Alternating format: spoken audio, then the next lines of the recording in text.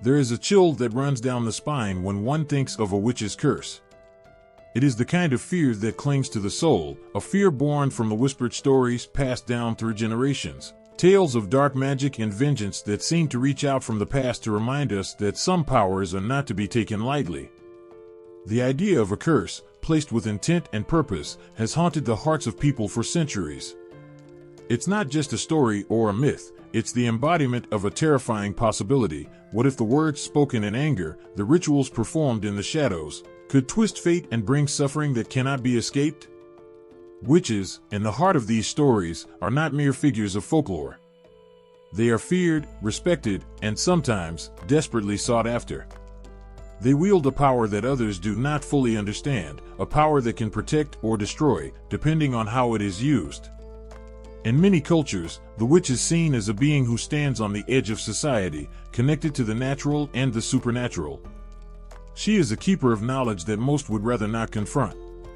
But when crossed, when wronged, she becomes a force of vengeance, her curses carrying the weight of her wrath. The power of a curse is rooted in the belief that words and rituals can shape reality.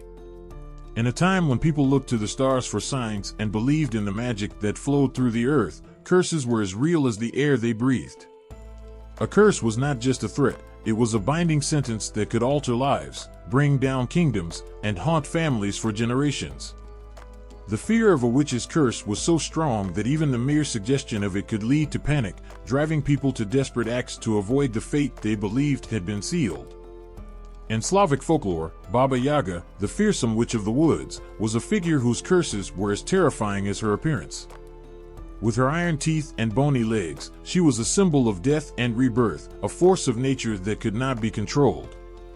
Those who sought her out knew that they were risking everything. If they offended her or failed to respect her power, they could be cursed in ways that defied understanding. Her curses were not simple punishments, they were twisted and cruel, designed to teach lessons that could only be learned through suffering. In the stories of the Greeks, Circe, the enchantress, was another figure of dark power. She was known to turn men into beasts, using her knowledge of potions and spells to exact revenge on those who crossed her. Her curses were not just about transformation, they were about stripping away humanity itself, leaving her victims to live out their days in the bodies of animals, aware of what they had lost but powerless to change their fate. The terror of her curse lay in its permanence, a reminder that some sins could never be forgiven. In the shadows of medieval Europe, the fear of witches and their curses reached a fever pitch. Stories spread of witches who cursed crops, livestock, and even children. These curses were not just seen as acts of spite, they were seen as direct attacks on the fabric of society. A cursed field could mean starvation for an entire village. A cursed child could bring shame and sorrow to a family for generations. The witches of these tales were not always malicious, but when wronged, their retribution was swift and merciless. Across the oceans, in the lands of the Americas, the stories of witches and their curses took on a different form. The tale of La Llorona, the weeping woman, is one of deep sorrow and vengeful wrath.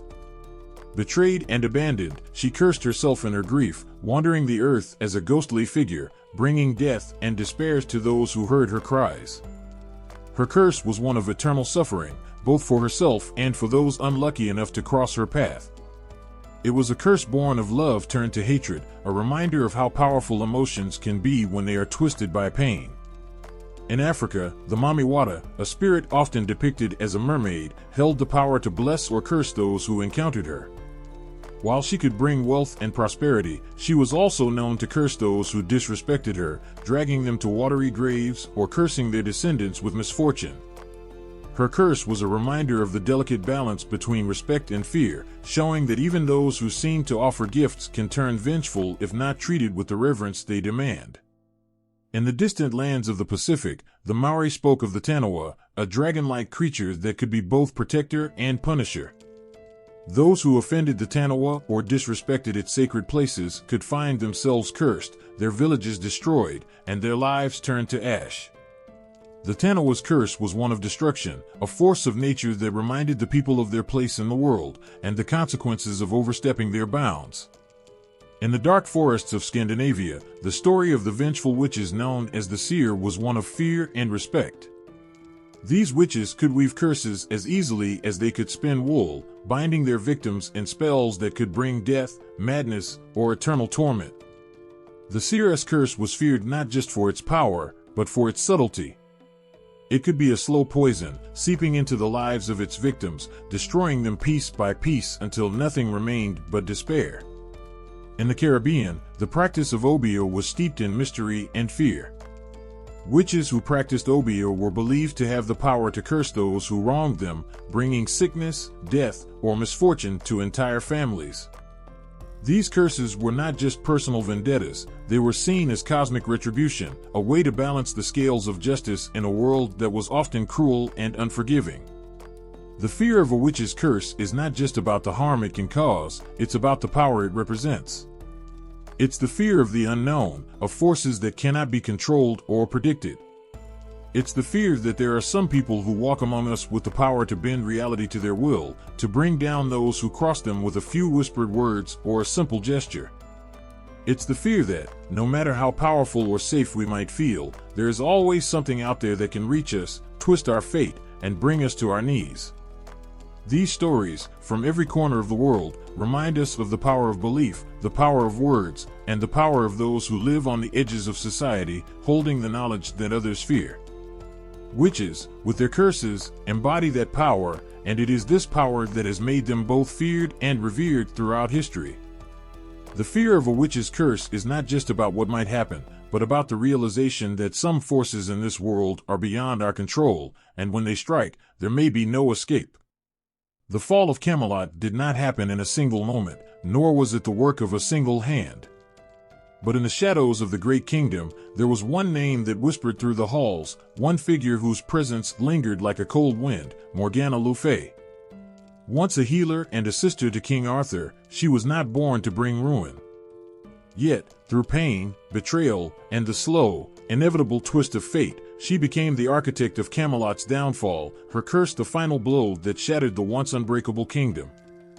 Morgana Le Fay was not always feared. In her youth, she was a woman of power and wisdom, gifted with the knowledge of the old ways. She was a healer, a protector, someone who cared deeply for her family, including her half-brother, Arthur.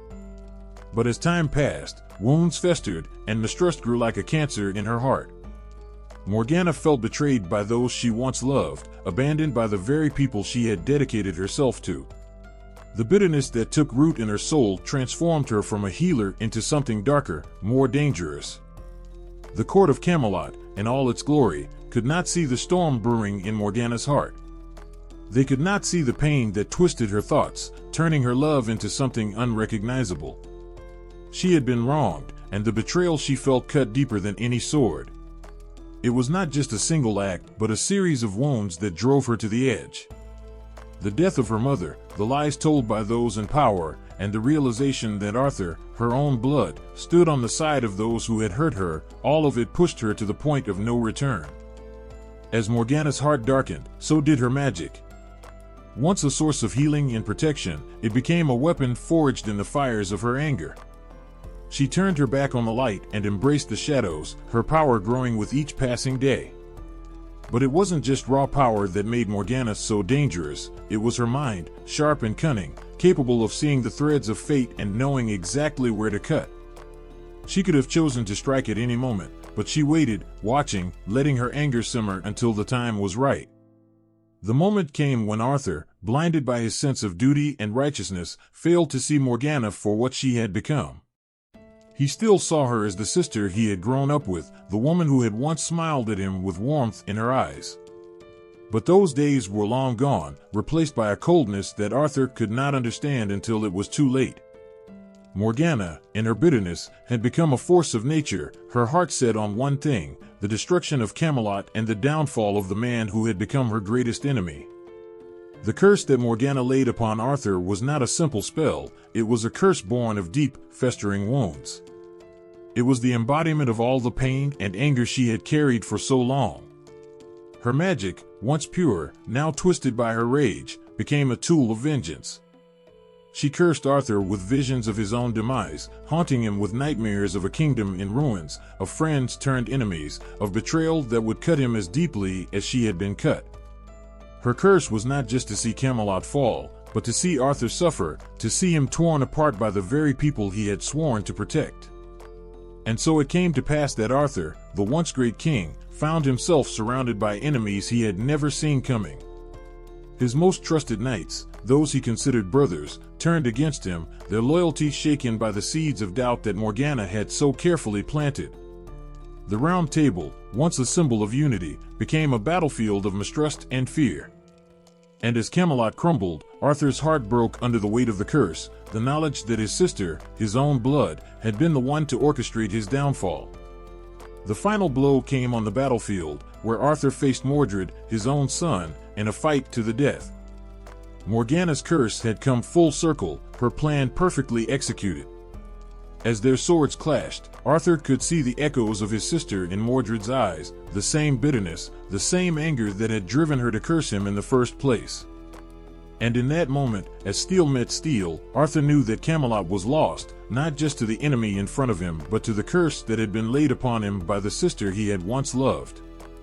As the dust settled and the once great kingdom of Camelot lay in ruins, the name of Morgana Le Fay echoed through the ages, a name that would forever be associated with betrayal, vengeance, and the curse that brought down a king. She had been wronged, and in her pain, she had struck back with all the force of her magic, leaving behind a legacy of sorrow and destruction that would be remembered for generations to come. Morgana Le Fay was not born a villain, but the path she chose led her to become one of the most feared figures in Arthurian legend. Her curse on King Arthur was not just a spell, but the culmination of years of pain, anger, and betrayal. It was a curse that brought down a king and shattered a kingdom, a curse that still sends shivers down the spine of those who hear the tale.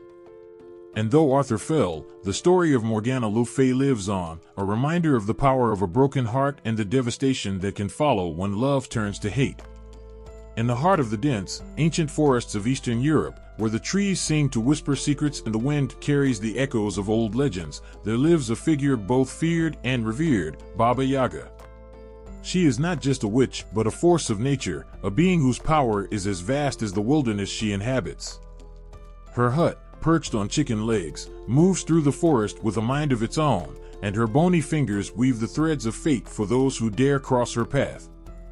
But those who know the stories, the old tales passed down through generations, speak of her curses with a shiver in their voice, for they know that to anger Baba Yaga is to invite doom. Baba Yaga's wrath is not easily earned, but once it is, there is no escaping her vengeance. She does not seek out victims, they find her, often through their own arrogance or desperation. The forest is her domain, and those who wander too far, who forget the old ways, may stumble upon her hut. For some, this encounter might bring unexpected fortune, for Baba Yaga is as unpredictable as the forest itself. But for others, for those who come with malice or disregard, her curse is swift and merciless. There is an old tale of a young man named Ivan, who, driven by greed, ventured into the woods in search of Baba Yaga's legendary treasures. He had heard the stories, of course, but he did not believe them. To him, Baba Yaga was just a story to scare children, nothing more. But as he walked deeper into the forest, the trees closing in around him, doubt began to gnaw at his mind. The air grew colder, the shadows darker, and soon he found himself standing before the hut on chicken legs. The door creaked open, and there she was, Baba Yaga, her eyes gleaming like embers in the firelight, her smile a crooked line that sent a chill down Ivan's spine. Ivan, still clinging to his bravado, demanded that Baba Yaga give him her treasures. He was the son of a wealthy merchant, used to getting what he wanted. But Baba Yaga did not take kindly to demands, especially from a boy with no respect for the old ways. Her laughter, cold and sharp, echoed through the forest, and she agreed to give him what he asked for, but at a price. She told him to stay the night and promised that by morning, he would have all the treasures he could carry. As night fell, Ivan was left alone in the hut, the fire crackling softly. But sleep did not come easily, for every creak of the wood, every rustle of the wind, seemed to carry a warning. In the dead of night, the fire suddenly roared to life, and Ivan awoke to find Baba Yaga standing over him, her eyes burning with a light that was not of this world. She spoke no words, but Ivan felt the curse settle upon him like a shroud. His limbs grew heavy, his heart cold, and when morning came, he found himself unable to leave the hut. Baba Yaga's treasure was a curse, binding him to her will, and Ivan, once so full of arrogance, became her servant, lost to the world, his fate sealed by his own greed. But Baba Yaga's curses are not only for the greedy. There are tales of those who sought her out in desperation, hoping for a boon, only to find themselves trapped in a web of their own making. One such story is that of Vasilisa, a young girl whose beauty and kindness were the envy of all. Her stepmother, jealous and cruel, sent her into the forest, hoping that Baba Yaga would rid her of the girl once and for all. Vasilisa, clutching a small doll her mother had given her before she died, ventured into the dark woods, her heart heavy with fear. When she arrived at Baba Yaga's hut, the old witch looked at her with eyes that saw into her very soul. Baba Yaga agreed to help Vasilisa, but only if she completed 3 impossible tasks. Vasilisa, guided by her mother's spirit, managed to complete the tasks, each more difficult than the last. But Baba Yaga, seeing the girl's goodness and determination, chose not to curse her but to reward her. She gave Vasilisa a skull with burning eyes to light her way home, a gift that would protect her from the darkness. Yet, even in this act of kindness, there was a curse, for when Vasilisa returned home, the skull's eyes burned with a fire that consumed her wicked stepmother and stepsisters, leaving Vasilisa alone in the world, her kindness rewarded with a solitude that was both a blessing and a curse. Baba Yaga's curses are as varied as the people who seek her out. There are those who come with pure hearts and leave with their lives changed, sometimes for the better, sometimes for the worse. And then there are those who come with darkness in their hearts, who leave the forest never to be seen again, their names forgotten, their fate sealed by a witch who is as old as the woods themselves. The villagers know these tales, and they warn their children to stay away from the deep, dark forest, to respect the old ways and to never, ever seek out Baba Yaga unless they are prepared to pay the price. For Baba Yaga is not just a witch, she is the keeper of the forest, the guardian of the ancient ways, and her curses are a reminder that there are forces in this world beyond human understanding. To cross her is to court disaster, for her vengeance is swift, her justice absolute. And those who forget this, who stray too far into the woods, find themselves at the mercy of a power that cares little for human folly. The stories of Baba Yaga's curses are not just tales of fear, but of a respect for the unknown, for the power that lies in the heart of the forest. She is a figure of terror, yes, but also of wisdom, and those who remember the old ways, who approach her with humility and respect, may find in her not a curse, but a guide, one who can lead them through the darkness and into the light. But for those who forget, who come with greed or malice in their hearts, Baba Yaga's curse is a fate worse than death, a life spent in servitude, or worse, a name lost to the wind, carried away by the whispers of the trees, never to be spoken again. On a night when the winds howled through the barren hills of Israel, a man stood trembling outside a small, hidden cave. His heart pounded in his chest, fear clawing at his insides as he prepared to enter. This man, once a mighty king, was now a shadow of his former self, driven by desperation to seek the one thing he had once sworn to destroy. King Saul, Israel's first ruler, had fallen so far that he now found himself seeking help from a source he had once banished, the Witch of Endor. Saul's world was falling apart. His enemies were closing in, and God, who had once guided him, had gone silent. Every prayer, every plea, was met with a cold, empty silence. In this void, Saul's fear grew until it became unbearable. He needed answers, needed to know what the future held, even if it meant turning to forbidden practices. Saul, who had once rid the land of all those who practiced witchcraft, now sought out the very power he had condemned. The night was dark, the sky covered by thick clouds that blocked even the faintest light from the stars. Saul approached the cave with 2 of his men, his steps slow, hesitant. The Witch of Endor was an old woman, her face lined with the years she had lived in secret, hiding from the king's decree. When Saul entered her cave, she looked at him with eyes that seemed to see straight into his soul.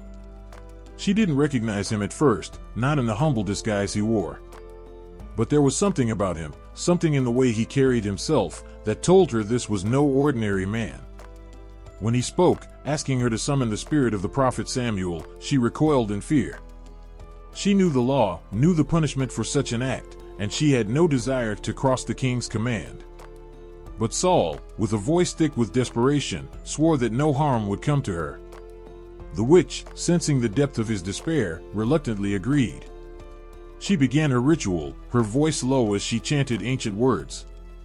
The air in the cave grew heavy, thick with a presence that was not of this world. Saul, his breath caught in his throat, watched as the witch's eyes widened in terror. She knew then who he was, knew that this was King Saul, the very man who had ordered her kind to be driven out. But there was no turning back. The spirit of Samuel rose, a figure cloaked in shadow, his presence filling the small cave with an overwhelming sense of dread. Saul fell to his knees, his heart pounding so hard he thought it might burst.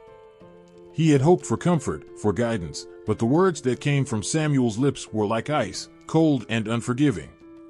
Samuel's voice was full of sorrow and anger, the voice of a prophet who had once been Saul's mentor, now returned from the grave with a message of doom. "Why have you disturbed me?" the spirit asked, his tone heavy with the weight of the afterlife. Saul, choking on his fear, confessed his despair, his need for guidance in a world that had turned against him. But Samuel's response was not what Saul had hoped for. The spirit's words cut through the king like a blade, sharp and merciless. "The Lord has turned away from you and become your enemy," Samuel said, his voice echoing in the dark. Saul's heart sank as the words crashed over him, the realization that he was truly alone, abandoned by the God who had once anointed him king. And then came the curse. Samuel, speaking from the world of the dead, foretold Saul's fate with chilling certainty. "Tomorrow," he said, "you and your sons will be with me." The words were a death sentence, not just for Saul but for his entire lineage. The spirit of Samuel faded back into the darkness, leaving Saul trembling on the cold ground, his fate sealed by the words of the dead. The witch, who had watched the entire scene unfold, stood in silence, her heart heavy with the knowledge that she had played a part in this tragic moment. Saul, his strength drained by the weight of the curse, could barely rise to his feet. The man who had once been a king, a warrior, a leader of men, was now broken, condemned to die by the very power he had sought to control. The next day, Saul went to battle, but his heart was already lost. He fought with the knowledge that death was near, that the curse of Samuel would come to pass. And it did. On the battlefield, surrounded by enemies, Saul fell on his own sword, ending his life before his enemies could take him. His sons, too, perished, their blood staining the ground of Israel as the curse was fulfilled. The story of the Witch of Endor and King Saul is one of desperation, of a man who lost everything in his search for answers. It is a tale of forbidden power, of a curse that was called down not by the witch's will but by the inevitability of Saul's tragic fate. The witch herself, though often blamed for what happened, was merely the vessel through which the curse was spoken, a witness to the fall of a king who had once been great. In the end, it was not the witch who cursed Saul, but his own choices, his own fear, and the silence of the God he had once served. The darkness that had crept into his heart, the desperation that drove him to seek out the forbidden, these were the true causes of his downfall. And as the winds howled over the battlefield where Saul lay dead, the curse of the Witch of Endor was complete, her role in the tragic tale forever etched in the memory of those who heard the story. On a night when the moon hid behind thick clouds, a sound broke through the stillness, a cry so mournful, so filled with sorrow, that it sent shivers down the spine of anyone who heard it. This was not the cry of a living soul but the wail of La Llorona, the weeping woman, whose legend haunts the rivers and lakes of Latin America. Her voice, a haunting lament, carries the pain of a mother's endless grief and the curse that follows in her wake. Long ago, in a small village by a river, there lived a beautiful woman named Maria. Her beauty was unmatched, and when she married a wealthy man, it seemed her life would be filled with happiness. They had 2 children together, and for a while, Maria's world was perfect. But as time passed, her husband grew distant, and the love that once filled their home began to fade. He spent more time away, and when he was home, his affection was cold, reserved only for their children. Maria's heart, once full of joy, now harbored a growing resentment. Her husband's neglect tore at her soul, and she became consumed with jealousy and anger. One day, she saw him with another woman, laughing, smiling, a happiness that he no longer shared with her. The sight shattered Maria's heart, and in her anguish, she did something that would curse her for all eternity. Blinded by rage and despair, Maria took her children to the river where she had once played with them, where they had shared so many happy moments. But this time, the river would not be a place of joy. In a moment of madness, she pushed her children into the water, watching as the river's current pulled them away. The realization of what she had done struck her like a bolt of lightning, and Maria's scream echoed through the night as she plunged into the river after them. But it was too late. The river, indifferent to her pleas, had already claimed the lives of her children. Maria searched desperately, calling out their names, but there was no answer, only the cold water and the silence that followed. Overcome with grief and guilt, Maria wandered the banks of the river, her cries filling the night, until she too succumbed to the waters that had taken her children. But death was not the end for Maria. Her soul, weighed down by the horror of her actions, could not find peace. Instead, she was cursed to roam the earth for all eternity, searching for her lost children. Her spirit became La Llorona, the weeping woman, and her cries can still be heard on dark, lonely nights, sending fear into the hearts of those who hear them. It is said that La Llorona's ghost appears by rivers, lakes, and streams, her long, white dress soaked in water, her hair tangled and wet. Her face, once beautiful, is now twisted in sorrow, her eyes hollow and empty as she searches endlessly for her children. Her wails, filled with pain and regret, are a warning to those who hear them, a sign that death is near.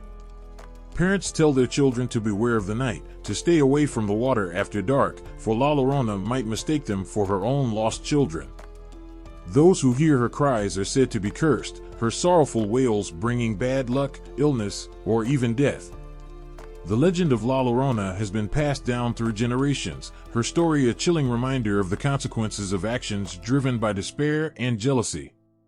In villages and cities alike, the fear of La Llorona persists. Her story is not just a tale to frighten children but a reflection of the deep sadness that can consume a soul, turning love into hatred, joy into despair. La Llorona's cries are a lament for all that she has lost, a sorrow that cannot be consoled, a curse that cannot be lifted. Even today, there are those who claim to have heard her wails in the dead of night, carried on the wind like a ghostly song.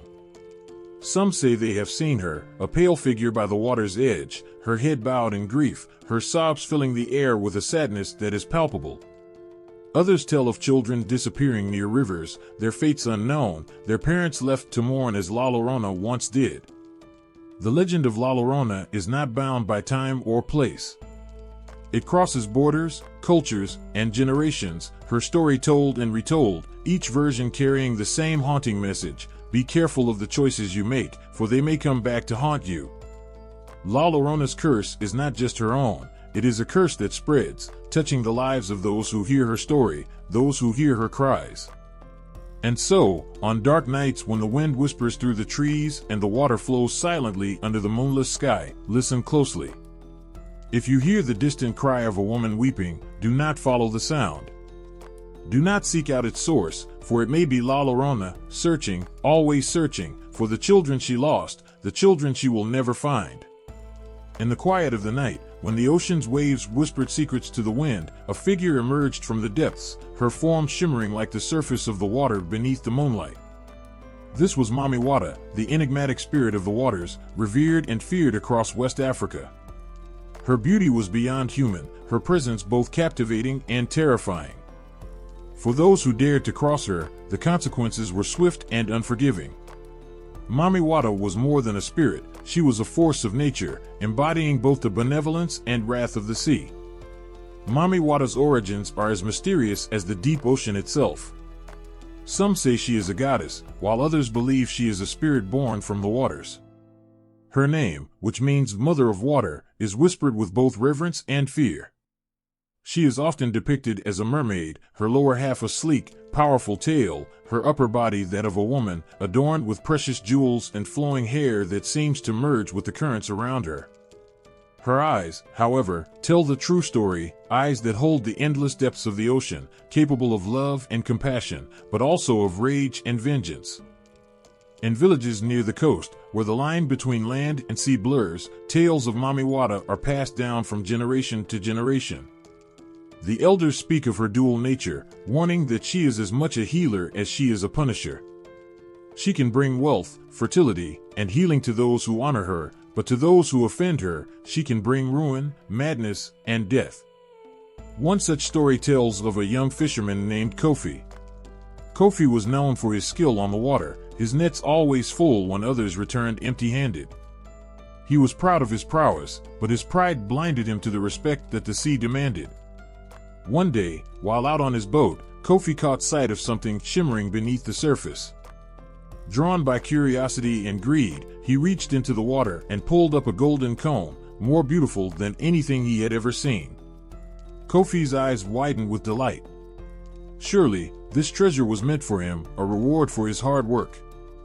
But as he held the comb in his hands, the sea around him began to churn. The once calm waters rose in anger, and from the depths, Mami Wata appeared. Her eyes, usually so calm, blazed with fury. "That which you have taken does not belong to you," she said, her voice like the roar of the ocean. "Return it, or face the consequences." But Kofi, blinded by greed, refused to heed her warning. He clutched the comb to his chest, thinking only of the riches it would bring him. In that moment, he sealed his fate. Mami Wata's wrath was swift. The sea, once his ally, turned against him. Waves crashed over his boat, pulling it apart plank by plank. Kofi tried to swim, but the water was no longer welcoming. It dragged him down, filling his lungs with salt and sorrow. As he sank, he could see Mami Wata's eyes, cold and unforgiving, watching him until darkness took him. Kofi's body was never found. His village mourned his loss, but they knew the truth: he had been cursed by Mami Wata, punished for his arrogance. The golden comb was said to have washed up on the shore, returned to the sea by the one who dared to take it. Yet Mami Wata's story is not just one of vengeance. She is also a healer, a mother to those who seek her aid with a pure heart. There are many who speak of her kindness, of the miracles she performs for those who show her the respect she deserves. Another story tells of a young woman named Adana, who lived in a small village by the river. Adana was known for her beauty, but she was also kind and humble, loved by all who knew her. One day, a sickness spread through the village, and Adana's family was struck down. Desperate, Adana prayed to Mami Wata, offering her the finest fruits and flowers she could find, and promising to honor her always if only she would heal her loved ones. That night, Mami Wata came to Adana in a dream.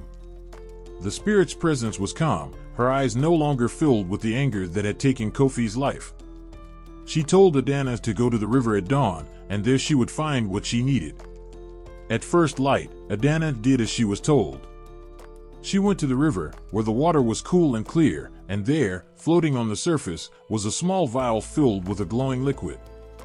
Adana took the vial and hurried back to her family, giving them each a drop of the liquid. By the next morning, the sickness had left them, and they were healthy once more. Adana kept her promise to Mami Wata, building a small shrine by the river where she offered her thanks. The village, too, honored the spirit, knowing that it was through her mercy that they had been saved. The tales of Mami Wata are countless, each one a reminder of the delicate balance between respect and defiance. She is a protector and a punisher, a mother and a judge. To those who seek her with a humble heart, she is a source of life and healing. But to those who come with arrogance and greed, she is a force of nature that cannot be tamed. Even today, in the coastal villages and river communities of West Africa, Mami Wata's presence is felt. Her image is seen in art, her name invoked in prayer and ritual. And in the quiet of the night, when the wind carries the scent of the ocean and the water reflects the moonlight, people remember the stories of Mami Wata, the healer, the punisher, the spirit of the waters whose curse and blessing are one and the same. In the stillness of the ancient forest, where the trees whispered secrets of old, a lone woman stood, her golden hair cascading down her shoulders like rays of the sun. Her eyes, sharp and knowing, glinted with a power that few dared to challenge. This was Circe, the sorceress of Aeaea, whose beauty masked a heart hardened by betrayal and loss. But beneath that beauty was a rage, a hunger for revenge that had been simmering for years. Circe had once known love, but that love had been torn from her, leaving her with a wound that could not heal. In her solitude, she found solace in her magic, perfecting her craft until it became as much a part of her as the blood in her veins. But her magic was not gentle, it was a reflection of the pain she carried, a tool of her vengeance against the men who had wronged her. When the winds carried the scent of sailors to her island, Circe felt a familiar thrill. These men were no different from the others, arrogant, reckless, believing themselves masters of all they saw. But they would learn, as so many before them had learned, that Circe was not to be trifled with. As the men stepped onto her shores, weary from their journey, Circe greeted them with a smile that hid her true intentions. She invited them into her home, a palace filled with warmth and comfort, offering them food and drink. The men, unsuspecting and grateful, indulged themselves, unaware that each sip, each bite, brought them closer to their doom. The magic in Circe's wine was subtle, but powerful. As the men drank, they began to feel strange, a heaviness in their limbs, a dullness in their minds.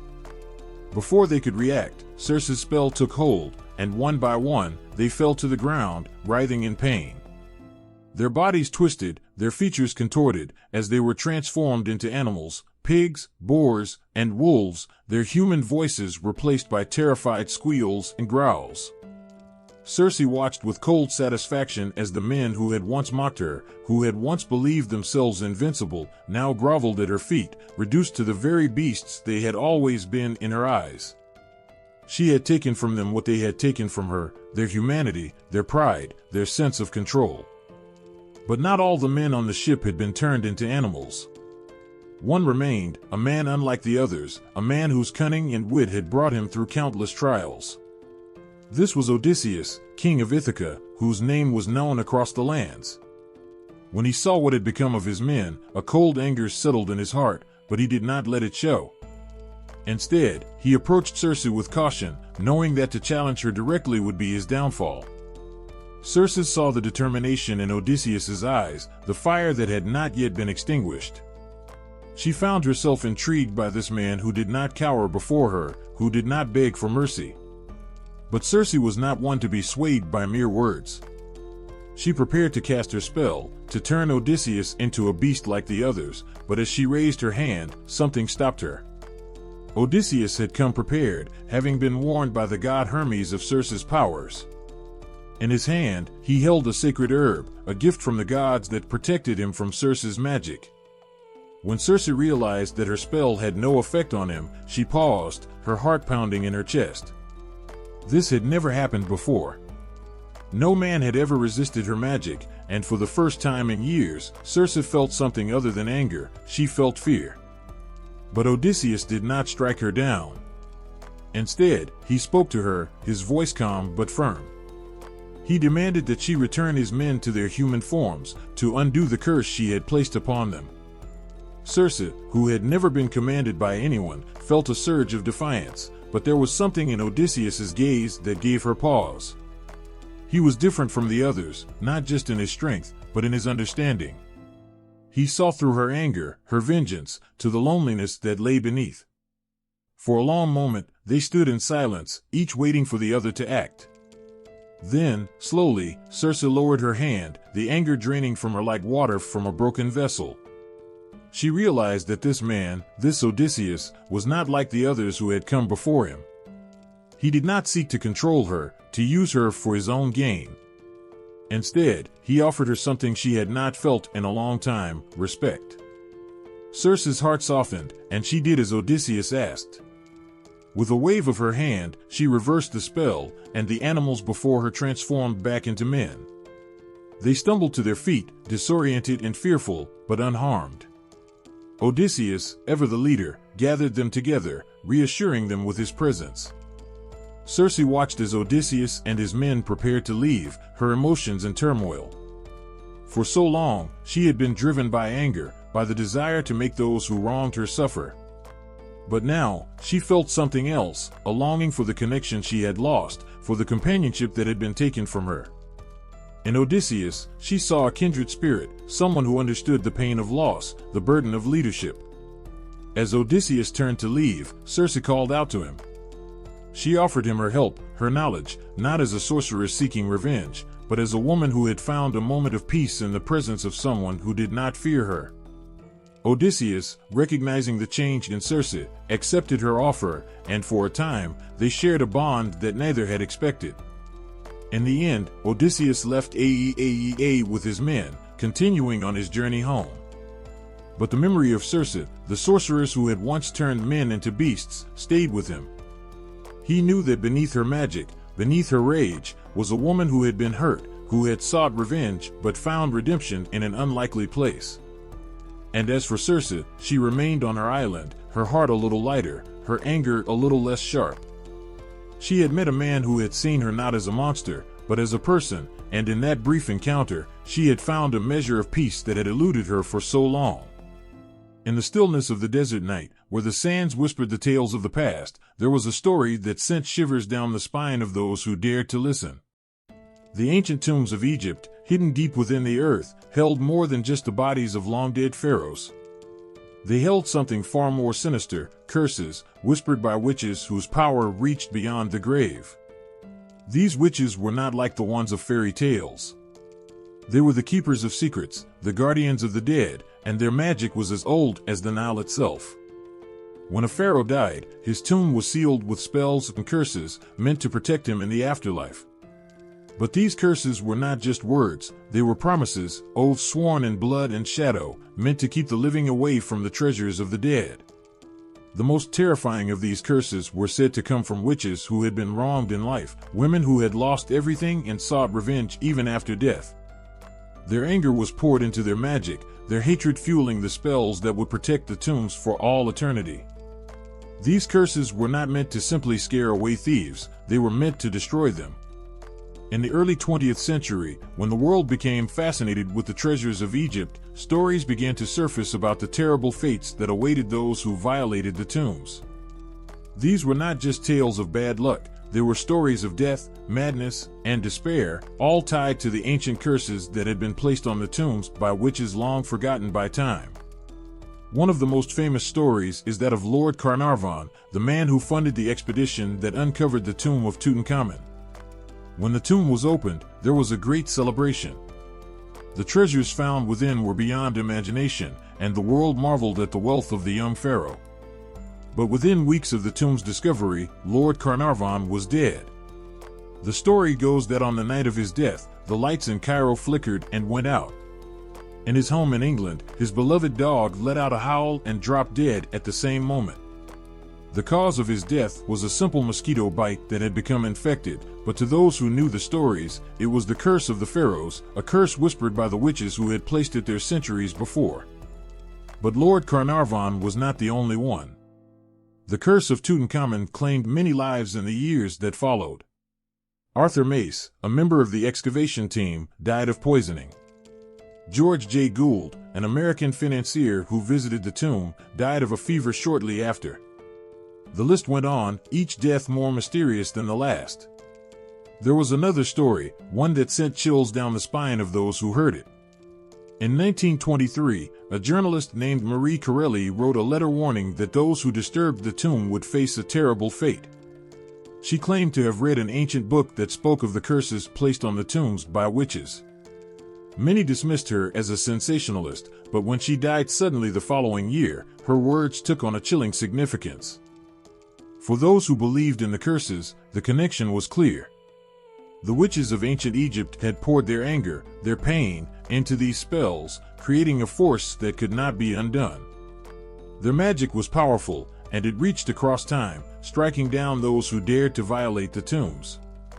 There is another tale, one of a man named Howard Carter, the archaeologist who discovered Tutankhamun's tomb. Though he lived for years after the tomb was opened, his life was filled with tragedy. Many of those close to him died in mysterious ways, and he was haunted by the belief that he had unleashed something dark upon the world. Some say that he heard whispers in the night, voices that came from the shadows, warning him of the curse he had released. But it was not just the tomb of Tutankhamun that held these curses. Throughout Egypt, there were other tombs, other pharaohs whose resting places were guarded by the same dark magic. In the Valley of the Kings, the tomb of Amenhotep III was said to be cursed, as was the tomb of Seti I. Those who entered these tombs often fell ill, their bodies wasting away as if the very life was being sucked from them. In one case, an entire team of archaeologists fell ill after entering a tomb in Saqqara. The locals spoke of a curse placed on the tomb by a witch who had been wronged by the pharaoh. Her spirit, they said, still roamed the tomb, seeking vengeance on those who disturbed her rest. The archaeologists dismissed the stories, but within weeks, several of them were dead, their bodies ravaged by a mysterious illness. The curses of the pharaohs were not limited to those who entered the tombs. There were stories of people who merely handled the artifacts, who touched the treasures that had been buried with the dead. These people, too, fell victim to the curses, their lives unraveling in ways that defied explanation. One such story is that of a man named James Henry Breasted, a renowned Egyptologist who handled many of the artifacts from Tutankhamun's tomb. Though he lived to an old age, his life was marked by tragedy. His wife fell into a deep depression, his son died young, and he himself was plagued by nightmares and strange illnesses. Some say that the curse followed him until his dying day, that the witches of ancient Egypt had marked him for disturbing the tombs. These stories, whether true or simply the product of fear and superstition, have left a mark on history. The curses of the pharaohs, whispered by witches long dead, continue to haunt the world, a reminder of the power of ancient magic. The tombs of Egypt are more than just graves, they are the resting places of gods, guarded by forces that are beyond human understanding. In the quiet corners of Japan, where the mist clings to the mountains and the shadows seem to stretch longer than they should, there are stories that are whispered in hushed tones. Stories of sorrow, of betrayal, and of a rage so deep that it transcends death itself. One such story is that of Oiwa, a woman whose name still brings chills to those who speak it, and whose spirit, it is said, still roams the earth, seeking the justice that was denied to her in life. Oiwa was a beautiful woman, kind and devoted, her heart belonging to her husband, Iman. But beneath her gentle exterior was a strength forged by love, a strength that would soon be tested by the cruel twists of fate. Iman, who had once promised her the world, began to change. His eyes, once filled with love, grew cold, his words sharp and biting. Oiwa, sensing the shift in her husband's heart, clung to the hope that their love would prevail. But Iman's heart had already turned to another, a woman who promised him wealth and status. Blinded by greed and lust, Iman hatched a plan to rid himself of Oiwa. He concocted a poison, slow and insidious, slipping it into her daily medicine. Oiwa, trusting her husband, took the medicine without question, unaware of the poison that was slowly eating away at her from within. The poison disfigured her once beautiful face, her eye drooping grotesquely, her skin pale and lifeless.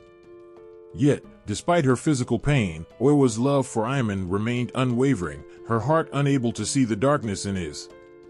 But as the days passed, Oiwa's strength began to fade, and with it, her hope. She could no longer deny that her husband had betrayed her, that the man she loved had chosen another over her.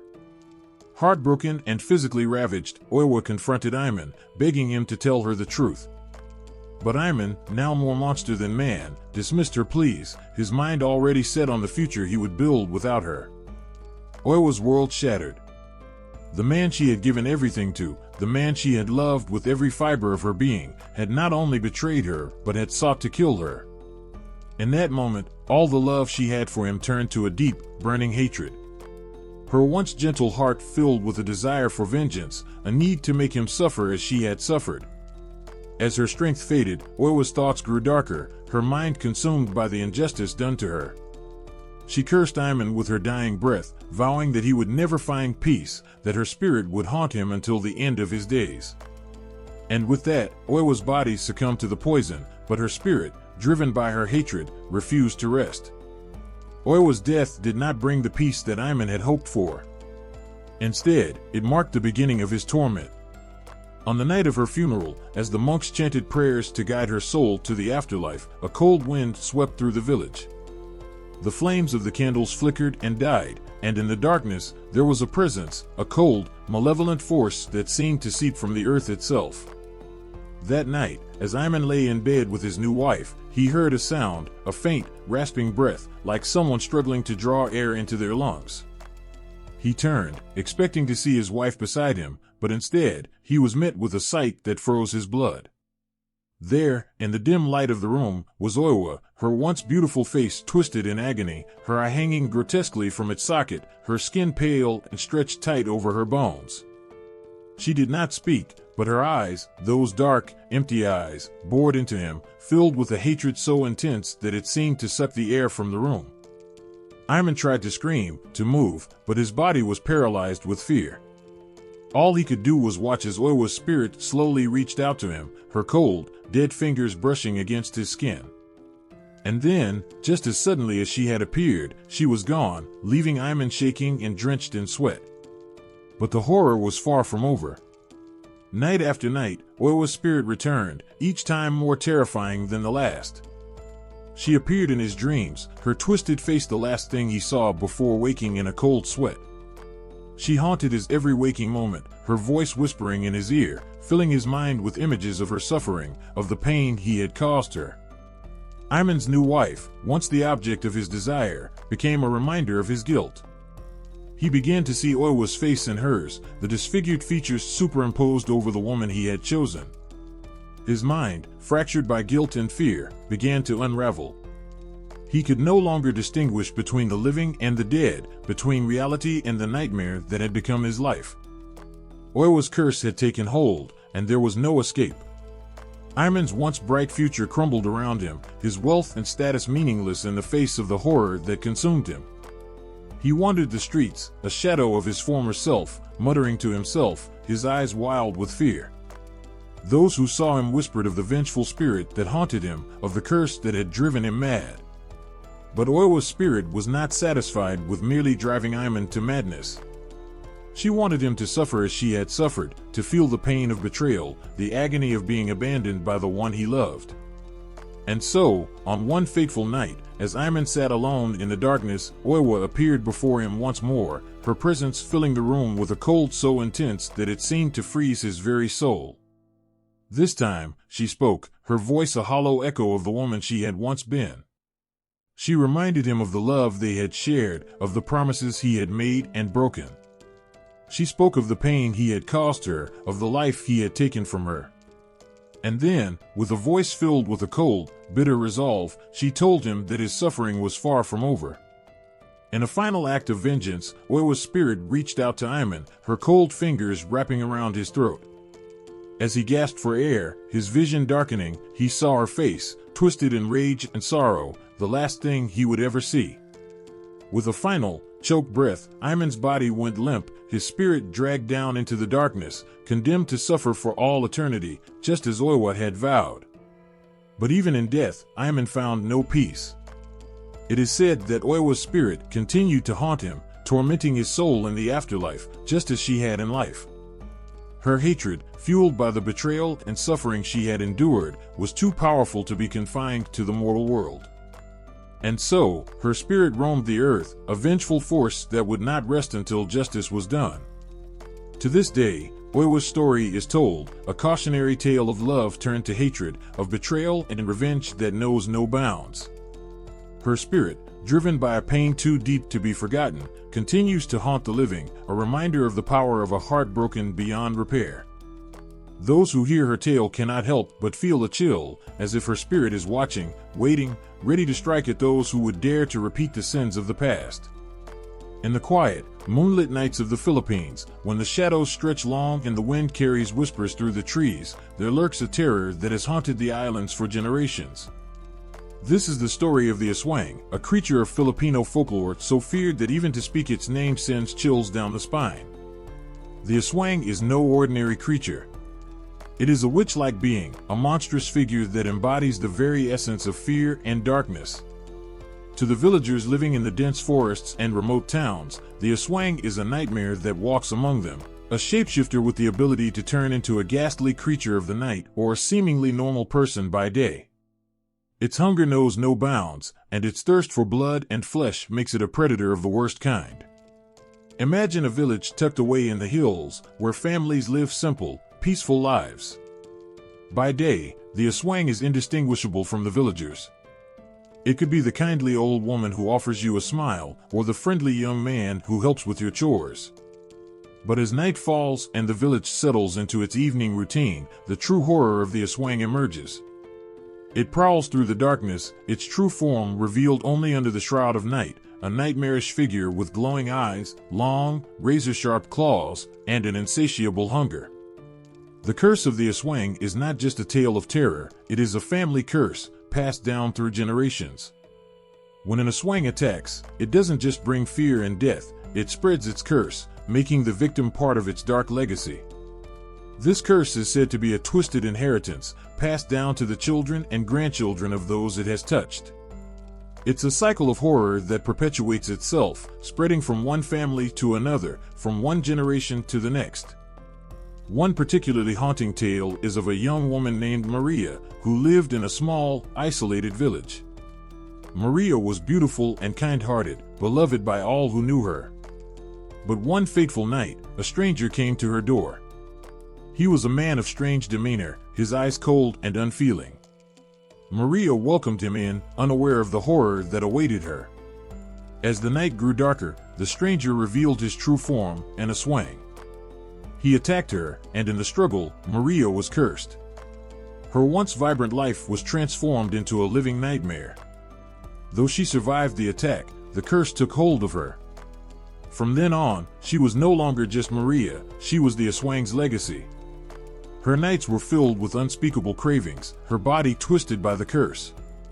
Her neighbors watched in horror as the woman they once loved became a creature of the night, hunting and preying upon those who were unfortunate enough to cross her path.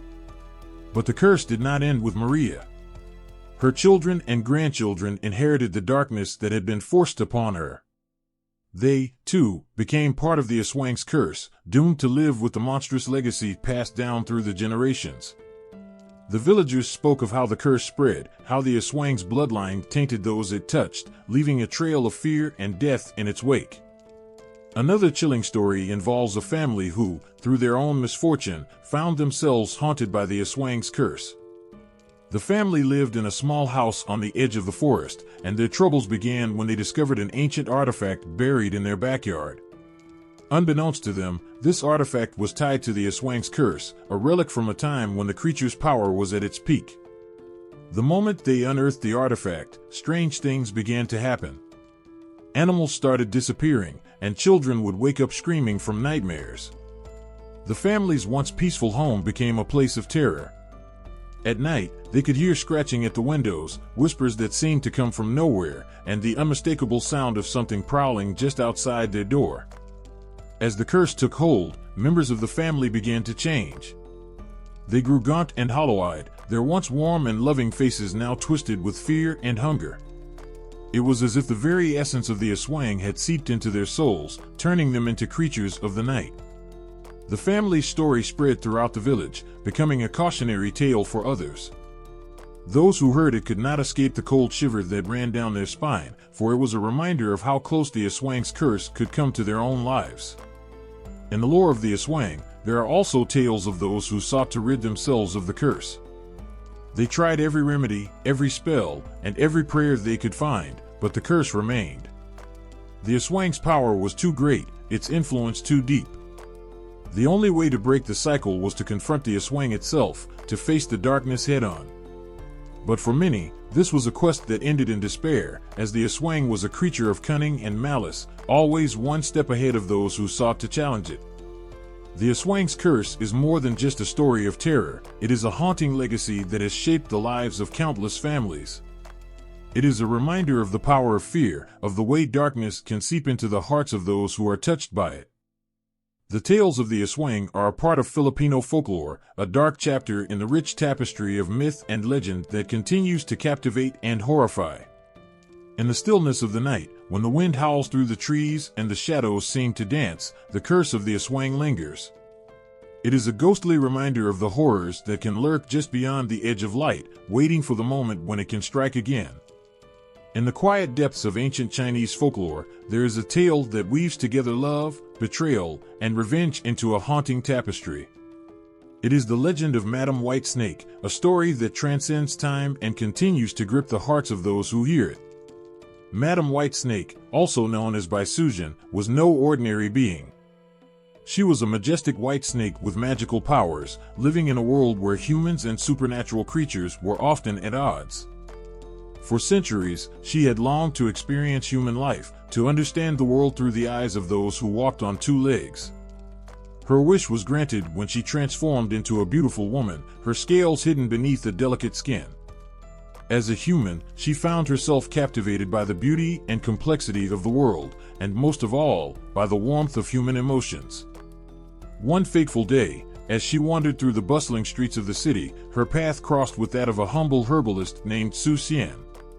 He was kind and gentle, his heart as pure as the lotus flowers that bloomed in the garden of his small shop. The moment their eyes met, there was an unspoken connection, a bond that transcended the physical realm. Madam Whitesnake, now known as Baisujan, fell deeply in love with him. Their love story unfolded like a dream, full of joy and tender moments, as Su Xian and Baisujan's love grew stronger with each passing day. But the happiness of their union was not meant to last. Hidden from Su Xian's view was a dark truth, Baisujan's true nature as a snake. And hidden from Baisujan was a looming threat, an ancient monk named Fa Hai who had dedicated his life to protecting humanity from supernatural beings. He had sensed the presence of a powerful snake spirit in the city and was determined to uncover and neutralize it. Fa Hai's suspicion grew stronger as he noticed the strange events surrounding Baisujan and Su Xian's relationship. He saw how Baisujan, despite her human guise, displayed extraordinary strength and an uncanny knowledge of ancient magic. His worst fears were confirmed when he learned of her true identity. Fa Hai believed that the love between a human and a supernatural being could only bring disaster, and he vowed to put an end to it. One stormy night, Fa Hai struck. Using his powerful magic, he revealed Baisujan's true form to Su Xian. The transformation was horrifying. The woman he had loved with all his heart became a monstrous snake before his eyes. The shock was too great for Su Xian. He felt betrayed and terrified, his world crumbling around him as he saw the woman he loved turn into a creature of nightmares. Heartbroken and filled with rage, Su Xian fled. The pain of his betrayal cut deeper than any wound, and the betrayal left him unable to see past his fear and anger. Baisujan, now fully revealed, was devastated. Her love for Su Xian was pure, and to be exposed and abandoned in such a cruel way shattered her heart. In her anguish, Baisujan sought revenge. Driven by the pain of her lost love and the betrayal she had suffered, she unleashed her anger on the human world. Her sorrow turned into wrath, and her powerful magic wreaked havoc. The very world that had once been her haven was now a battleground of her rage. The once beautiful city became a place of chaos and suffering, as Baisujan's curse spread far and wide. Her anger knew no bounds, and the humans who had once admired her were now left in fear and despair. Baisujan's curse was not just an act of vengeance, it was also a plea for understanding and reconciliation. Her love for Su Xian had been genuine, and her pain was as deep as the scars she left behind. The curse she cast was a reflection of her shattered heart, a symbol of the love she had lost and the betrayal she had endured. As the story of Madam Whitesnake spread, it became a cautionary tale of the consequences of betrayal and the power of true love. It spoke of the profound pain that can come from a broken heart and the lengths to which one might go to seek justice for a wrong done. The legend of Baisujan, with its themes of love, betrayal, and revenge, resonated through the ages, touching the hearts of those who heard it. It became a reminder of the delicate balance between love and vengeance, and the devastating impact that betrayal can have on a soul. In the quiet nights, when the wind carries whispers of the past, the tale of Madam Whitesnake endures. It is a story of a love that transcended the boundaries of human and supernatural realms, of a betrayal that shattered a heart, and of a curse that sought to avenge the wounds of the soul. The legend remains a haunting echo of a love lost and a vengeance fulfilled, a tale that continues to chill and captivate even as the years roll by. In the heart of the Navajo lands, where the desert stretches endlessly and the wind carries ancient whispers, there is a story that sends chills through the bones of those who hear it. It is the tale of the Skinwalker, a curse so terrifying that it haunts the very essence of Navajo folklore. The Skinwalker is not merely a legend, it is a living nightmare that strikes fear into the hearts of those who live within the reach of its darkness. The Skinwalker, known in Navajo as Yinaldlushii, is a creature of immense dread. It is said to be a witch who has taken on the form of an animal, such as a wolf, coyote, or bear, through the use of dark magic. Unlike other beings, the Skinwalker does not transform into these creatures for mere disguise, it does so to hunt and harm. It is a being who has forsaken humanity for the sake of dark power, and its transformation is a manifestation of its malevolent intent. In Navajo belief, witchcraft is a powerful and dangerous force. It is not something to be taken lightly, and its practice is considered to be a grievous sin. Those who dabble in witchcraft are believed to become skinwalkers, their souls corrupted and their humanity stripped away. The act of becoming a skinwalker is considered a betrayal of the Navajo way of life and a corruption of the sacred balance of nature. The curse of the skinwalker is not just about fear, it is about the profound sense of betrayal and loss. When a person becomes a skinwalker, they are said to lose their soul and their connection to the natural world. They become a creature of the night, driven by insatiable hunger and malice. The skinwalker is said to use its dark powers to bring suffering and death, preying on those who are unfortunate enough to cross its path. It is a being that embodies the darkest fears of the Navajo people. One particularly harrowing tale involves a Navajo family who lived near the edge of the reservation. The family was known for their kindness and generosity, always willing to help those in need. But one night, their lives were turned into a living nightmare. Strange occurrences began to plague their home, animals were found mutilated, and eerie, unearthly howls echoed through the night. The family was terrified, their once peaceful existence shattered by the presence of an unknown terror. The source of their horror was a skinwalker, a witch who had once been part of their community. The witch had turned to dark magic, forsaking the Navajo way for power and revenge. As the skinwalker, it sought to wreak havoc upon those it once called family, driven by a twisted sense of vengeance. The family's peaceful nights turned into a battle of survival as they faced the relentless torment of the skinwalker's curse. The terror was not limited to physical attacks.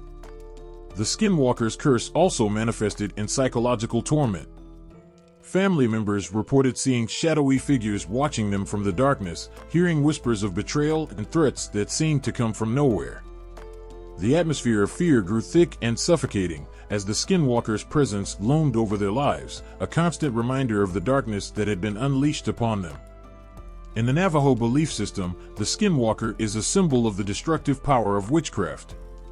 It represents the ultimate betrayal of the sacred bonds that hold the world together. The curse of the skinwalker is not just about physical harm, it is about the destruction of trust, the shattering of peace, and the corruption of the natural order. The very essence of the skinwalker's curse is a reflection of the deep fear and sorrow that comes from seeing a once human soul become a vessel for darkness. The role of witchcraft in Native American mythology is complex and profound. It is seen as a powerful force that, when misused, can lead to immense suffering and chaos. The practice of witchcraft is viewed with a mixture of fear and respect, as it holds the potential for both great good and great evil.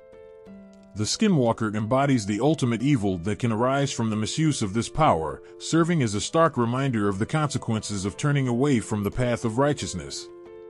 For the Navajo people, the story of the skinwalker is more than just a frightening legend. It is a cautionary tale, a reminder of the importance of maintaining balance and harmony in the world. It is a reflection of the deep respect for the natural order and the fear of what can happen when that order is disrupted. The skinwalker's curse serves as a powerful symbol of the darkness that can arise from betrayal and the devastating impact of witchcraft gone awry. In the desolate beauty of the Navajo lands, the legend of the Skinwalker continues to resonate. It is a story that speaks to the primal fears and the deep-seated respect for the forces of nature that shape the world. The curse of the Skinwalker is a haunting reminder of the darkness that can lurk just beyond the edge of the light, a shadow that stretches long and deep, casting a chilling presence over all who hear its tale. In the heart of the New Zealand forests and rivers, where the mist clings to the mountains and the shadows of ancient trees stretch long into the twilight, there lies a legend that sends shivers down the spine. It is the story of the Tanawa, a mythical creature whose curse brings fear and sorrow to all who encounter it. The Tanawa is more than just a myth, it is a force of nature, embodying the deep-seated beliefs of the Maori people about the power of curses and witchcraft.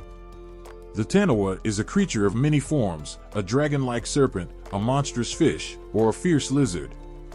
It resides in the dark waters of rivers, lakes, and the depths of forests, its presence both awe-inspiring and terrifying.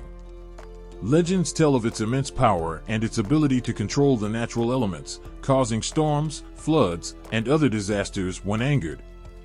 But the true horror of the Tanawa lies not only in its physical might, but in the curse it can bestow upon those who cross its path. One particularly chilling tale speaks of a village nestled by a river, where the people lived in harmony with the land and its spirits. Among them was a young warrior, courageous and proud, who dared to challenge the Tanawa. The warrior believed that by defeating this creature, he would bring glory to his people and prove his worth. Ignoring the warnings of the elders, he ventured into the Tanawa's domain, determined to conquer the beast. The Tanawa, however, was no ordinary foe. Its power was ancient and formidable, and it was not easily vanquished. When the warrior confronted the Tanawa, he realized the magnitude of his mistake. The creature's eyes glowed with an otherworldly light, and its roar shook the very earth. In the battle that followed, the warrior was no match for the Tanawa. He was defeated, and the creature's wrath was unleashed upon the village. The curse that followed was a blight upon the land. The river, once a source of life and sustenance, turned into a dark, stagnant pool. Crops failed, and the villagers fell ill. The very earth seemed to reject them, and the once thriving community became a place of despair. The Tanawa's curse had not only brought physical suffering, but had also broken the spirit of the people.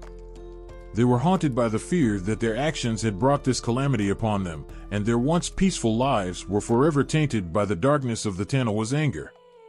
The Maori view of curses and witchcraft is deeply intertwined with their understanding of the natural world. In Maori culture, curses are believed to be powerful tools that can influence the course of events and bring about significant changes. They are seen as manifestations of anger or betrayal, and their effects are often devastating. Witchcraft, too, is viewed with a mixture of fear and respect. It is believed to involve tapping into forces that are beyond human control, and those who practice it can wield immense power, whether for good or for ill. The Tanawa's curse is a reflection of this belief. It represents the consequences of upsetting the natural balance and the deep respect that the Maori people have for the forces of nature. To anger a Tanawa is to invite disaster upon oneself and one's community. The creature is a symbol of the power that exists in the natural world and the respect that must be shown to maintain harmony. In the end, the story of the Tanawa and its curse serves as a powerful reminder of the consequences of disrespect and the profound impact that curses can have. The fear that the Tanawa instills is not just a fear of the creature itself, but of the deeper forces that it represents. It is a reminder of the importance of living in harmony with the natural world and the respect that must be given to the powerful beings that inhabit it.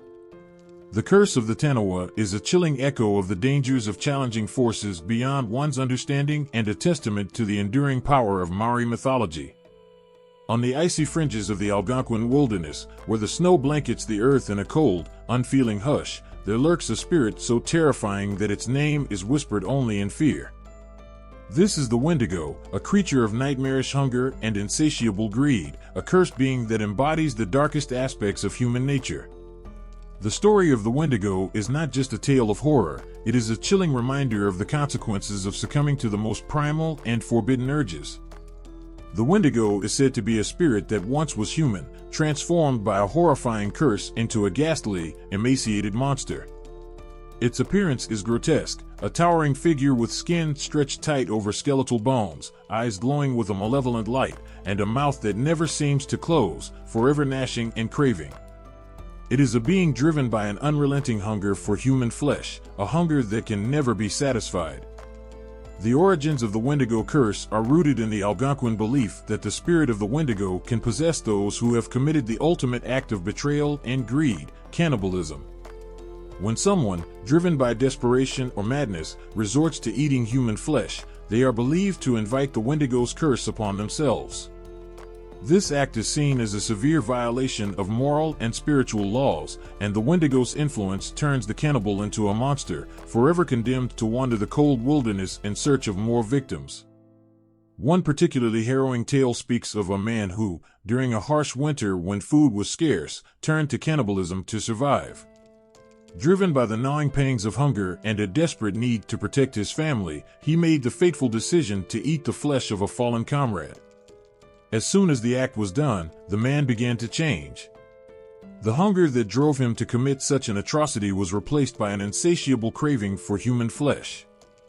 His transformation was swift and horrifying. He became gaunt and hollow-eyed, and his very presence exuded a chilling, unnatural cold. The man was now a Wendigo, a creature driven by a hunger that could never be quenched. The curse twisted him, turning his body into a monstrous parody of a human being. No matter how much he ate, the hunger remained, a constant reminder of his fall from grace. His mind, once filled with the thoughts of a loving father and husband, was now consumed by a relentless drive to feed on human flesh. As a Wendigo, he roamed the wilderness, a figure of terror who hunted those who ventured too close to the darkness of the forest. The curse of the Wendigo was not only a physical transformation but a spiritual damnation. The man was trapped in a perpetual state of torment, forever longing for what he could never have and unable to escape the monstrous being he had become. In Algonquin lore, witches play a crucial role in invoking the Wendigo curse.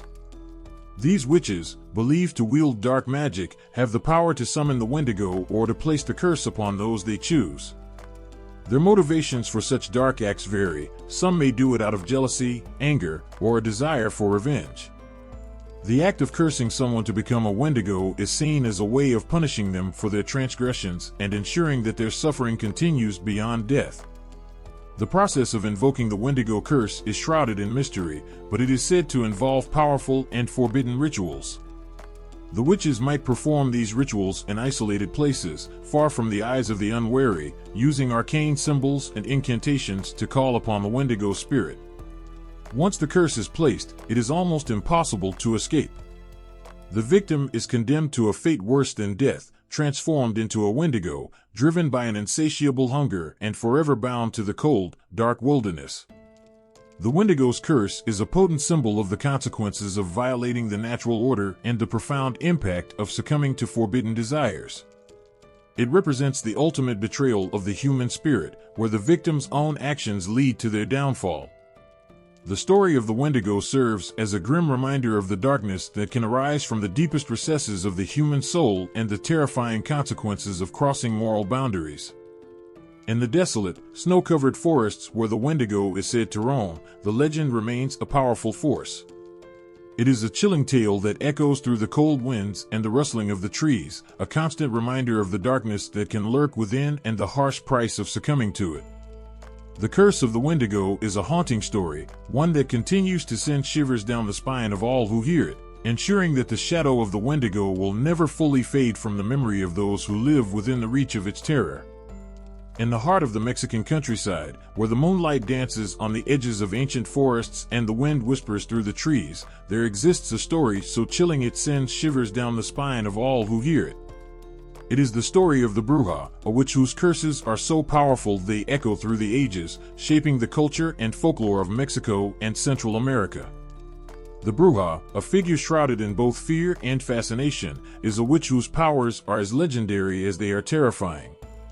Unlike other witches who might use their abilities for minor misdeeds, the Bruja wields curses of immense potency, capable of altering destinies and bringing about profound suffering. Her name alone is enough to make hearts race and knees weaken, for the curses she invokes are not merely threats, they are real, tangible forces that can wreak havoc on lives and communities. One haunting tale speaks of a village that lived in fear of a bruja whose name was never spoken aloud. This woman, once a respected healer and wise woman, had been wronged by those she had trusted. Betrayed and abandoned, she turned to dark magic, her heart hardened by pain and resentment. From then on, she was no longer known for her healing abilities, but for the terrifying power she wielded as a bruja. Her curses were said to be both personal and far-reaching. The people of the village soon found their lives turning to dust. Crops withered overnight, livestock fell ill, and inexplicable accidents became commonplace. Those who had wronged her were struck by a series of misfortunes, unfortunate accidents, illnesses, and even sudden deaths. The bruja's curses seemed to follow a pattern of retribution, targeting those who had caused her harm and punishing them in ways that fit their sins. One particular story from the village tells of a young man named Diego, who had once been a friend to the bruja. When Diego betrayed her, seeking to claim her land and wealth for himself, he triggered the full force of her curse. From the day of his betrayal, Diego's life spiraled into a nightmare. His family was struck by a series of tragic events, his crops failed, his animals perished, and a dark shadow seemed to follow him wherever he went. The curse brought about not just misfortune but a deep, soul-crushing despair that seemed to grow with each passing day. The bruja's influence extended beyond individual lives. Her curses seeped into the culture and folklore of the region, becoming a part of the collective psyche.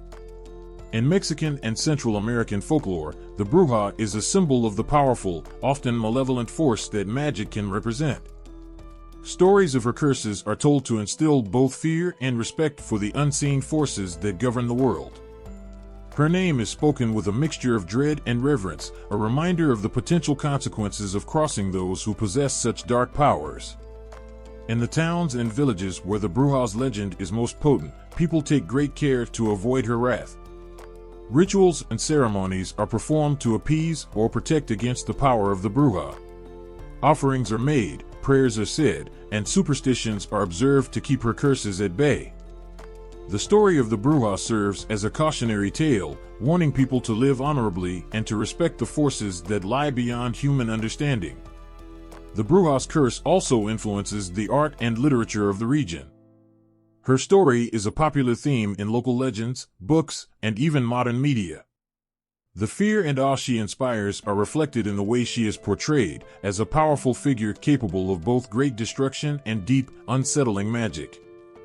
Her story is a blend of horror and moral lesson, reminding people of the dangers of betrayal and the power of retribution. In the end, the legend of the bruja is more than just a tale of a witch and her curses. It is a reflection of the deep-seated beliefs and cultural values of Mexico and Central America. The curses of the bruja are a powerful reminder of the consequences of wrongdoing and the unseen forces that shape human destiny. Her story endures because it touches upon universal fears and truths, making her a haunting figure whose influence is felt long after her name is spoken. In the warm, dense air of the Caribbean, where the lush vegetation conceals ancient secrets and the rhythm of drums echoes through the night, there exists a powerful and haunting tradition, obeah. This practice, shrouded in mystery and fear, is tied to curses that can turn the calmest waters into a tempest and transform everyday life into a nightmarish ordeal. The very name obeah conjures images of dark rituals and whispered warnings, and its association with vengeance makes it a source of deep-seated dread. Obeah is more than just a practice, it is a deeply rooted part of Caribbean folklore, believed to harness supernatural forces for both protection and destruction. Those who practice obeah are seen as wielders of great power, capable of invoking curses that can impact the lives of entire communities. Unlike other forms of magic, obeah is feared for its association with malevolence and retribution. It is said to be a force that can be turned against anyone who dares to cross those who possess this dark knowledge. One chilling tale of obeah's power revolves around a man named Jabez, who lived in a small village nestled between the rolling hills and thick forests of Jamaica. Jabez was known for his wealth and influence, but his success came at a terrible cost. He had wronged many, using his power to exploit and cheat those around him. Among those he had crossed was a woman named Malia, whose family had been devastated by Jabez's ruthless actions. Malia was left with nothing but grief and anger, and the villagers watched as she quietly suffered the injustices done to her. But Malia knew of Obeah. Desperate and determined, she sought out a practitioner who was rumored to be able to call upon powerful spirits and curses. The practitioner, a figure cloaked in shadows and mystery, agreed to help her. The ritual was performed in secret, deep in the forest where the ancient spirits were said to dwell. The air was thick with tension as the practitioner invoked the dark forces of Obeah, setting in motion a curse that would bring about Jabez's downfall.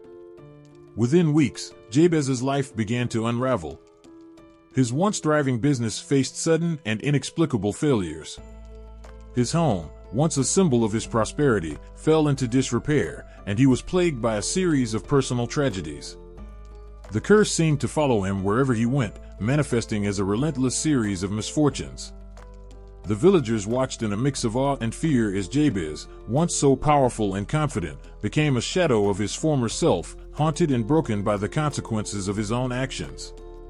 Another infamous story of Obeah's wrath tells of a man named Emmanuel, who had wronged a local healer by stealing sacred herbs and selling them for his gain. The healer, a respected figure in the community, was deeply hurt by Emmanuel's betrayal. In her grief and anger, she turned to Obeah, invoking a powerful curse that would ensure Emmanuel paid for his betrayal. The curse took hold with terrifying intensity. Emmanuel's health began to deteriorate rapidly, and he was plagued by visions of shadowy figures and tormenting spirits. His wealth vanished, and he was ostracized by the community, left alone to face the dark forces he had invited into his life. Emmanuel's suffering was a direct result of the curse placed upon him, a stark reminder of the power of Obeah and the consequences of crossing those who wield it. In Caribbean folklore, the practice of Obeah is often depicted as a double-edged sword. While it can be used for protection and healing, it is equally feared for its capacity to inflict harm and retribution. The stories of vengeance through Obeah are filled with emotional intensity, capturing the deep sense of betrayal and the desperate need for justice. Those who practice Obeah are seen as having access to forces beyond human understanding, and their curses are believed to be both potent and unrelenting. The fear surrounding Obeah is palpable, as it represents a force that is both revered and dreaded. The idea that a single curse can bring about such profound and lasting change is a source of great anxiety. Obeah's association with curses and retribution serves as a powerful reminder of the impact that betrayal and wrongdoing can have, and the lengths to which people might go to seek justice. The tales of Obeah's power and its curses are woven into the cultural fabric of the Caribbean, shaping beliefs and behaviors. They serve as cautionary tales, reminding people of the deep-seated power of these dark forces and the importance of maintaining respect and integrity. The story of Obeah is not just a tale of magic and curses, it is a reflection of the human experience and the intense emotions that drive people to seek out and invoke such powerful forces. In the shadowy corners of modern literature and media, the witch's curse has transformed into a force of unsettling fascination and terror. The timeless notion of a witch wielding dark magic to inflict suffering on others has evolved, yet its core elements, the themes of vengeance, betrayal, and the supernatural, remain ever potent. Today's portrayals amplify the ancient fears, weaving them into the fabric of contemporary storytelling, where the witch's curse is not just a relic of old myths, but a chilling reflection of our deepest anxieties. Consider the haunting tale of The Crucible by Arthur Miller. Set against the backdrop of the Salem witch trials, this play reimagines the witch's curse not as a literal spell, but as a symbol of mass hysteria and societal paranoia. The characters, driven by fear and vindictiveness, become the instruments of a modern-day curse, where reputations are destroyed and lives are ruined based on mere accusations. The curse in this context is psychological, a force that corrupts reason and turns communities against one another, reflecting the destructive power of rumors and revenge. In the realm of fantasy literature, the curse of the witch has taken on new dimensions. J.K. Rowling's Harry Potter series introduces readers to a world where witchcraft and curses are everyday occurrences. One of the most memorable aspects is the character of Bellatrix Lestrange, whose dark magic and curses evoke the fear and awe associated with ancient witchcraft.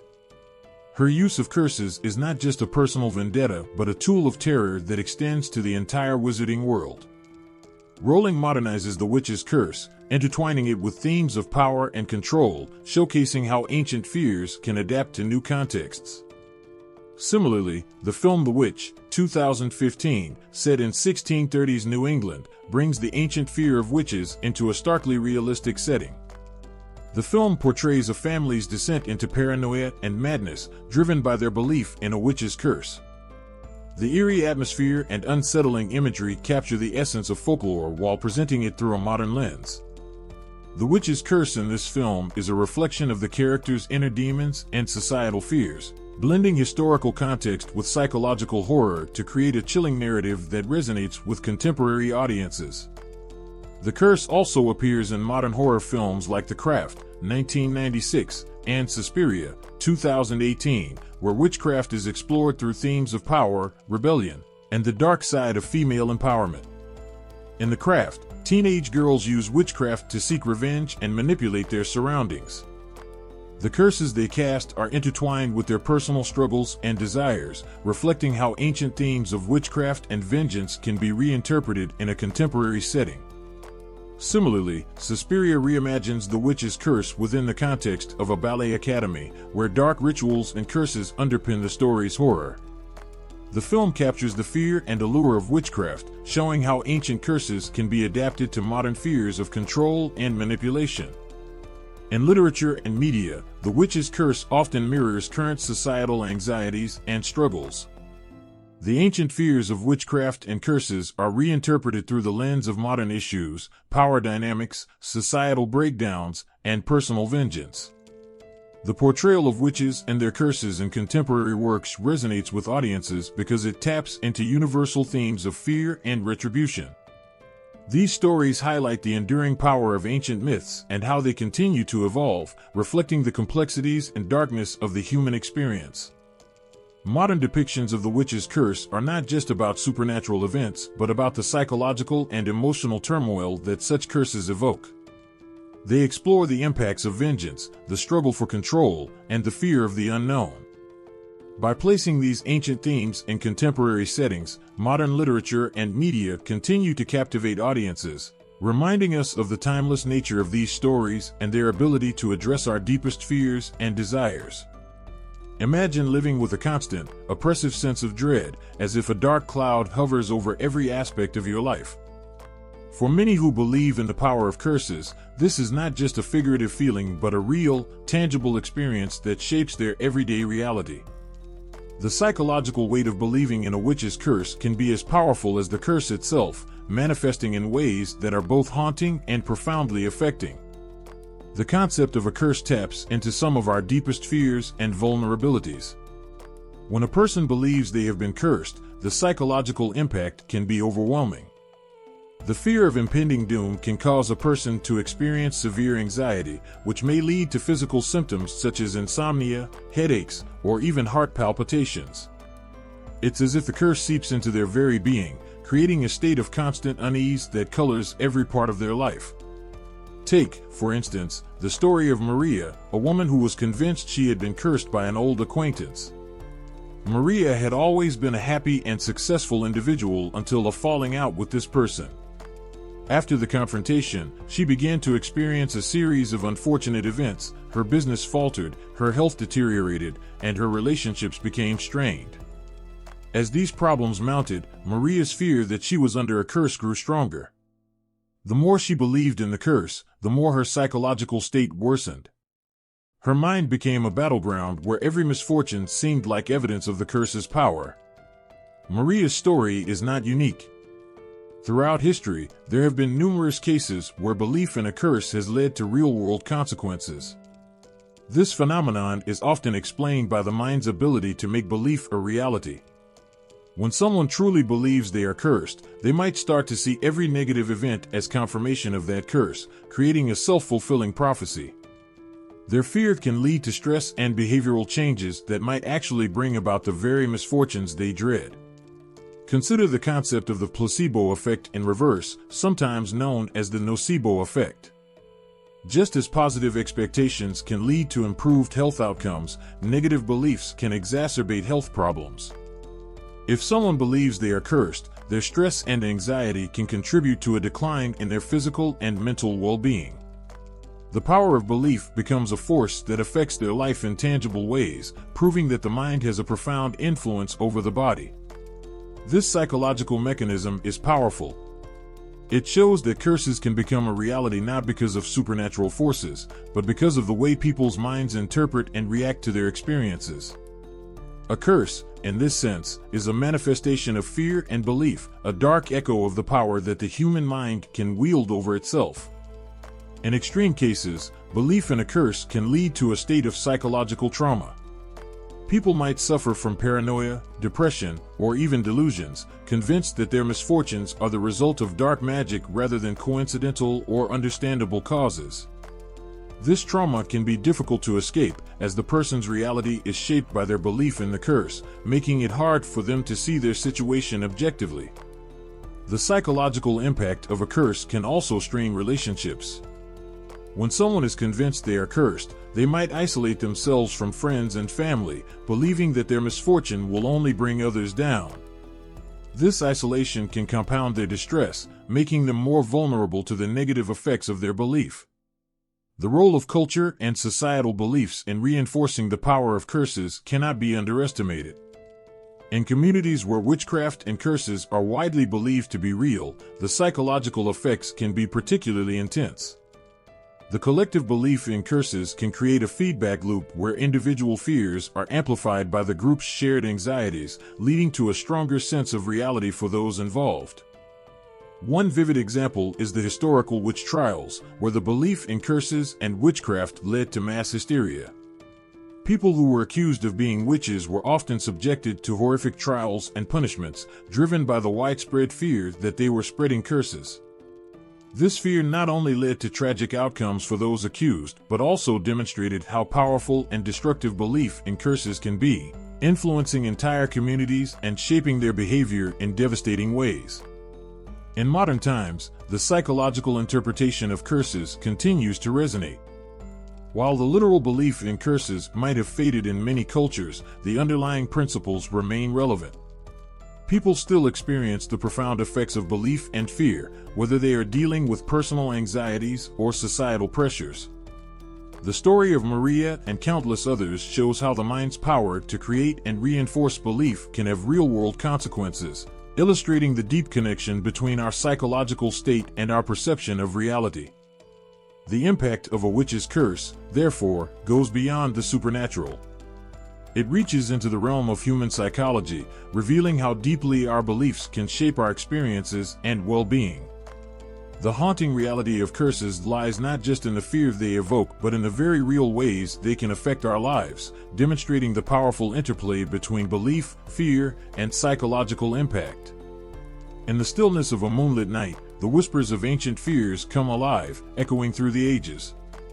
The legacy of the witch's curse is not merely a relic of folklore, but a living, breathing part of our collective consciousness. Its impact lingers, shaping our modern fears and beliefs in ways that stir the soul and send shivers down the spine.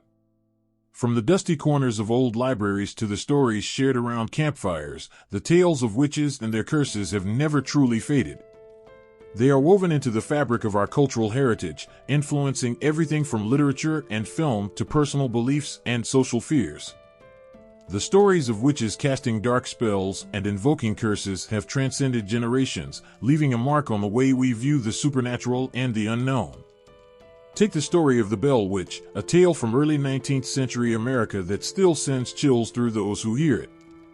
The Bell Witch haunted the Bell family in Tennessee with a series of unexplained and terrifying events. This story has become a part of American folklore, illustrating the enduring nature of witchcraft and curses. The fear it instills is not just about the supernatural, but about the vulnerability of the human spirit when faced with the unknown. Even today, the tale of the Bell Witch continues to be told, each retelling adding to its mystique and reinforcing the power of its curse. Similarly, in Latin American folklore, the ghostly figure of La Llorona, or the Weeping Woman, haunts the nights with her mournful cries. The story of La Llorona, who drowned her children in a fit of rage and now wanders the earth searching for them, has become a cautionary tale passed down through generations. Her weeping is a symbol of eternal punishment and loss, reflecting deep-seated fears about motherhood, guilt, and the consequences of one's actions. The fear of encountering La Llorona keeps her legend alive, demonstrating how ancient curses can continue to shape our fears and behavior. Across the globe, similar stories persist. In European folklore, the tales of witches casting curses have influenced how we perceive misfortune and unexplained phenomena. The legacy of the witch's curse can be seen in the way modern horror films and books often draw upon these ancient fears, creating stories that evoke the same sense of dread and fascination. The witch's curse is not just a story from the past, but a vibrant part of modern culture, continuously evolving yet always rooted in the same primal fears. These stories impact not only our entertainment but also our social behaviors and beliefs. The fear of being cursed or facing supernatural retribution can influence how people act and make decisions. In some cultures, the belief in curses still affects daily life, from personal relationships to community dynamics. People might go to great lengths to avoid offending someone who is believed to have the power to curse them, demonstrating how deeply ingrained these ancient fears can be. In contemporary society, the witch's curse has found a place in psychological and sociological discussions. The concept of a curse can be a metaphor for personal misfortunes or the feeling of being haunted by past actions. The idea of curses helps to articulate and process fears and anxieties that are difficult to confront directly. It's a way to make sense of the inexplicable and to deal with the consequences of actions in a world that can sometimes feel chaotic and unjust. The legacy of the witch's curse is also evident in modern rituals and practices.